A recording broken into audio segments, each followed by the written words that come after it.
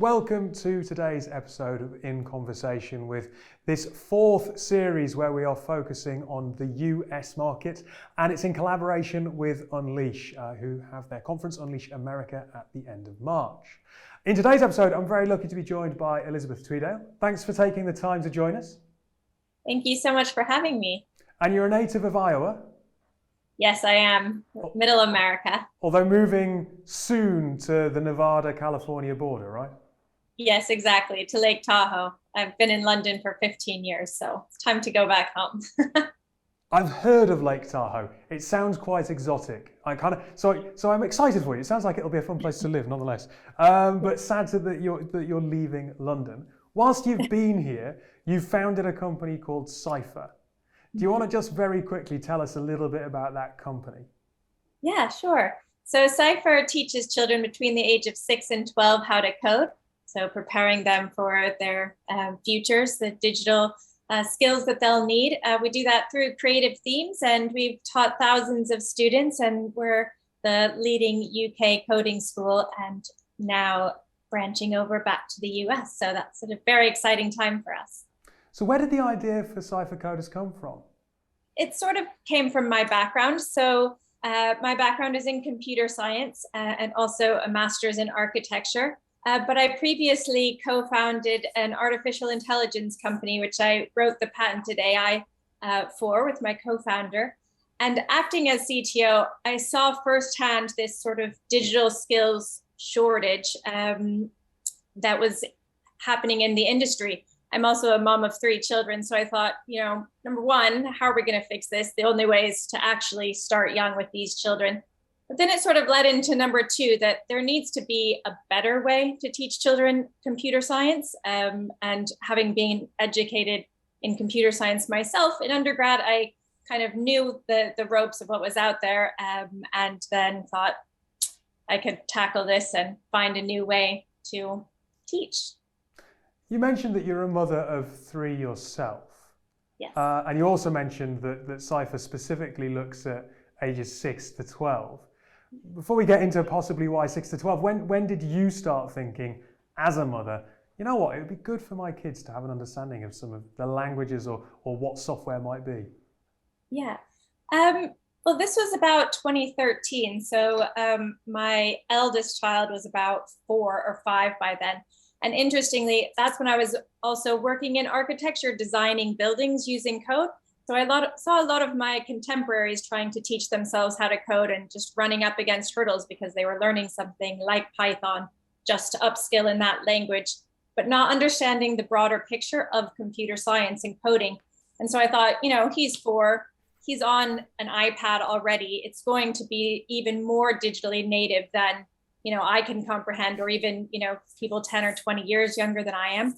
So let's just give it a go and see how they learn and how they can pick it up. So I started small, and then since I've written 6 books teaching children how to code, and have done a lot of studies around how the brain develops at different ages to be able to learn this complex subject, but they're kind of like little natural computer scientists anyway. So it's really just harnessing that natural learning that's inherent in a 4, 5, 6, 8, 10-year-old, and kind of building that knowledge of technology and computer science and problem solving really on top of it. So yeah, I guess it was when my eldest was 4 years old when I thought everyone needs to know. It's interesting that you mention that children have that inherent capacity to learn, but you have fallen on 6 to 12 as being an age that's really important. I suppose you've obviously now got experience from teaching children to code. I mean, why that age is so important, but are there studies and reports that back up why that's so important? Yeah, absolutely. Really that 6 to 12 age range, it comes from kind of 2 different reasons, but essentially in that age range, we're able to target the most opportune time for creating the biggest impact at the earliest possible moment once the brain development is equipped for learning. So on the brain development side, I think it was the 2018 World Development Report shows that the rate of development in human capital decreases as we get older. It's kind of one of those things we all inherently know, but they really back this up. And so you can see brain development is almost at its full capacity by age 6. So essentially saying that we get a higher return as we put in more education early on.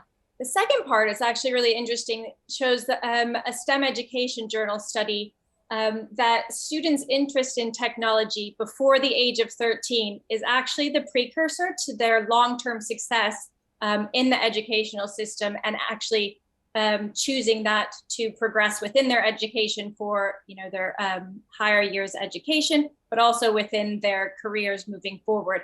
So it's kind of that sweet spot of brain development hits almost full capacity at age 6, and that crucial time before sort of puberty, before 13, that we need to instill this at least interest in technology and coding in order for them to want to actively take it forward within their future career. And that's not to say that we want to create a world of little computer scientists. We all know that's not the future workforce, right? But as a base level, the future workforce needs to have a proficiency in computing, understanding technology, problem solving using technology. And really that's sort of the foundation based on coding, but it's not to create a world of little computer scientists. It's just to educate us all. I think it's really interesting that you kind of point out that there is that real period where children are almost like sponges, and it inherently comes to them very easily. And that's been mirrored, I suppose, in kind of studies about how we pick up language, and we almost have a language acquisition stage that switches off around about puberty. Absolutely. Do businesses recognize that at the moment? When you're talking to organizations, if you're thinking about American companies, and I assume that they're going into high schools and they're going into colleges and they're talking to children and to young adults, but past the stage that we're talking about, I can't imagine that there are many who are going that far downstream to think about fixing the skills gap. I think you're right, but I think it's a huge opportunity that we have, because a lot of the workforce have children in that age range. So we've worked with companies before to be able to offer it to their employees' children, for example. So not only is it something that we need to focus on in order to fill that skills gap that will be coming in another 5 or 10 years. So for those 6-year-olds, yes, it's past the 10-year mark, but to build a sustainable business, we will be thinking about 10 years from now, 20 years from now, 30 years from now. So it's something that, we can put a number on, and we can actually support places for children and actively even, support the children of our employees, but also find middle schools and grade schools, elementary schools out there to support and educate, and really just cement that interest and base proficiency in computer science and problem solving. I agree with the sentiment of everything that you're saying. The slight cynic in me kind of thinks, if you are a people or talent leader in an enterprise with finite resources and pressure around targets and performance, working with an elementary school, yes, will lead to perhaps solving problems 10 or 15 years down the track, but they might turn around and go, yeah, but we've got hiring problems now, and we need to put our resources into problem solving now. I suppose, how do you win the argument with someone? How do you say, look, how do you go beyond this is something that we agree with to actual action, or are there ways that these businesses can help fix this problem without it feeling like it's a huge strain on perhaps limited resources? Well, that's a great question. And I know it sort of puts it into sort of cushion land of, yeah, that'd be a nice problem to solve. But if we think about it from a different angle, what proportion of their workforce are parents? And actually, parents feel this pain. So, if I was pitching this business for investment, Cipher for investment, I would talk about the pain of the parents knowing that their children need to be educated for this technological future. It's their pain point, it's their problem.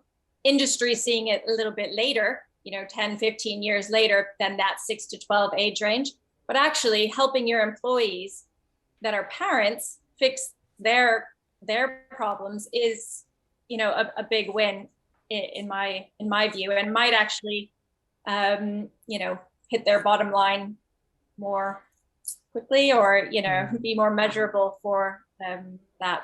There's also sort of the corporate social responsibility side, which I know is something that as industries we're trying to focus on more, and this nicely fits into that side of the business as well, because it is impacting their future and their future workforce potentially, but it also is giving back to something that will change our society and be impactful for us going forward. I find it really fascinating that you talk about the fact that we don't need an industry or a sector full of little data scientists. I was actually having a conversation this morning with a contact who was putting out a report on gender within technology, who was confused because they were reading one set of statistics suggesting that there were 31% participation rates of women within the technology sector, versus them knowing from years of tracking these results that, typically speaking, when we think about it, it's kind of around the 17. The 17% is the quoted number kind of globally that's generally accepted, and then we look at our numbers and we kind of say 15%. So they were kind of concerned where this 31% had come from. Do you think it's because people are beginning to redefine what we mean by a technology career, and actually that's, I suppose, the explanation for why you're saying we don't need lots of little data scientists, and it is this appreciation that technology is the foundation for many jobs now? Yes, absolutely. I think one of the things, obviously, being a female in tech is something that I'm passionate about, is getting more girls into computer science, obviously. And 52% of Cipher students are girls. And I think the main reason for that is not just because we're focusing on content that girls like, but it's actually focusing on creative themes like sustainability or design to engage a broader range of children. And what I'm getting at there is that by thinking about what technology impacts and what industries technology impacts, it starts to define what kinds of jobs are technology jobs. And so the fact that we're getting 50%, more than 50% girls into our courses using things like conservation shows that we're also getting a broader range of boys interested.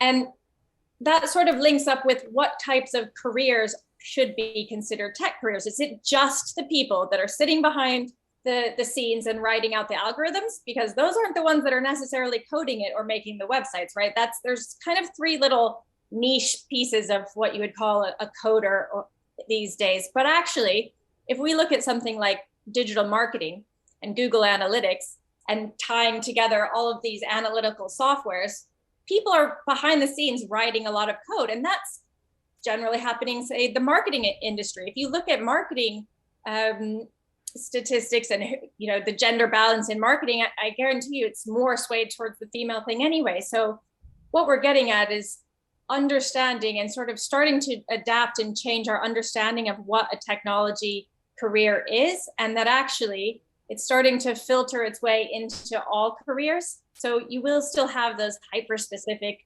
super smart CERN data scientists, of course, but we need to be able to understand that being in tech can also be in ed tech or prop tech or doing lots of different roles within technology. And whilst I agree with you, if I'm playing devil's advocate, I have heard women in the industry say we shouldn't be including project management or business analyst roles as technology roles because they're business facing, they're not technology roles. And that obscures the fact that we still need more women in hard tech roles. What would you say to people who have that concern that if we, let's not say, I can't think of a better way of phrasing it, but if we inflate the figures by including a broader range of roles in technology, are we actually fixing the problem? Short answer is no, not if you just look at it by inflating the problem, but the access to thinking that you're in technology and the psychology behind that will then change.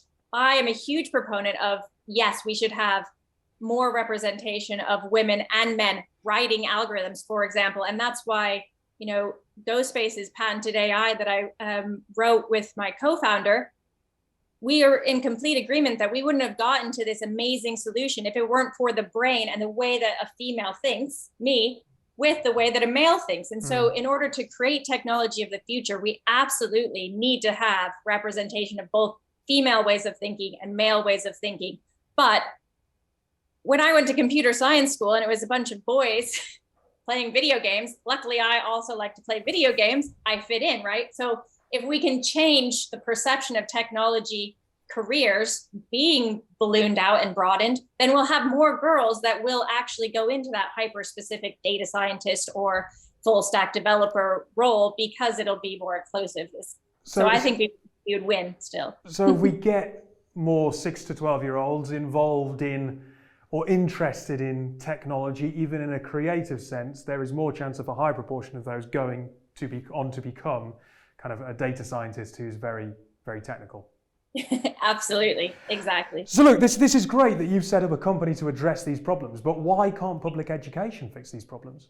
That's a great question. I think it's a bigger issue. Some public education systems do try to mandate the solving of this problem, such as the UK government having computer science as part of the national curriculum. That being said, in the US, it's about a 50-50 split. But if you look at the different states, some of them include computer science in their curriculum, others not, others don't even offer it. So what I think really needs to happen is a mandate from the national level to include at least some sort of computer science education from the elementary school age. That being said, it's a subject that can't easily be taught the same way that, for example, our grandmother would have used a French book to learn French, and we could probably still use the same French book. Technology needs to move quickly, and technology is moving quickly, and therefore the education system that's teaching about it also needs to be agile and adapt with the times. Therefore, I think it really lends itself to a privatized solution, and again comes back to where industry can really help to support this within the educational system. So a bit of a top-down and bottom-up approach is really what we need to solve the education skills gap. And this is one of my last questions, but it's a quick one, and I think it probably is an opportunity to address parents in the States where you're launching the courses, right? Yes. I look at myself, and I have been culpable on God knows how many occasions throughout the course of my life of saying, I don't do numbers, I don't understand numbers, maths equations, they're not my friend. I got through it at GCSE, I then left it behind. I am a humanities student through and through. I don't think I'd be able to learn how to code. Genuinely, I think that it would be beyond me now. I fear you would say, look, if you had kids before they hit that age of 13, they'd be able to pick it up. But what would you say to parents who go, my wife and I were humanities, we're arts. I don't know. What if my kid's not wired that way? Are they going to be employable in the future? Well, what I would say is that all children need to learn how to code, but also coding is for everyone. And the content that we create with Cipher is built to engage a broader range of children. So we do things like creative, to inspire those creative types or those analytical types, of course, or write a story and then actually use animation to act it out. So taking the skill sets and the interests and the love for all of those different ranges of things, and then just applying technology behind the scenes. So you give me a child like yourself, if you were a child, and you would like humanities and those kinds of things, we would give you back content that's going to engage you and bring you in. And then as a sort of side thing, you also learn about algorithms and loops and repeat functions and how to use technology. So it's sort of like layering in the broccoli in between the chocolate cake. So you don't actually know you're eating broccoli and you love to eat cake. So you end up being healthy in the long run. Carrot cake. So yeah, it's the creative themes that really are the most important thing, really. Yeah, absolutely. Look, last point then. If someone is watching and they're interested and they've got a child who's 4, 5, 6 years old, they're coming into that age range, how do they find out more? How do they get their kid on a course? Yep, just go to www.cyphercoders.com. That's it. I really appreciate your time this morning and good luck with the move. Great. Thank you so much, David. It was lovely to speak to you again.